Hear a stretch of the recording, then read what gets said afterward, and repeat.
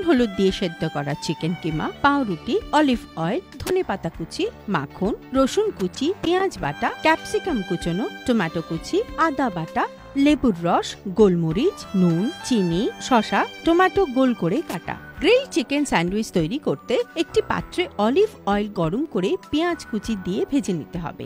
পেঁয়াজ ভাজা ভাজা হয়ে গেলে রসুন দিতে হবে, ক্যাপসিকাম কুচি দিয়ে ঢেকে দিতে হবে, টমেটো কুচি দিয়ে আবার ঢাকা দিতে হবে, আদা আর চিকেন কিমা মিশিয়ে নিতে হবে। গ্যাস অল্প করে সামান্য গোলমরিচ, ধনেপাতা কুচি, নুন, চিনি মিশিয়ে একটু নাড়িয়ে নিতে হবে। পাউরুটিতে মাখন মাখিয়ে তৈরি হওয়া গ্রিল চিকেন দিয়ে দিতে হবে। ওপরে গোলমরিচ ও সস ছড়িয়ে দিতে হবে।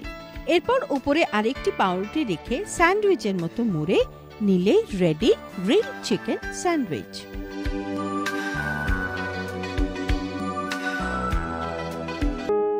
রাঁধুনি রোজ দুপুর 1:30টায় আকাশ আটে।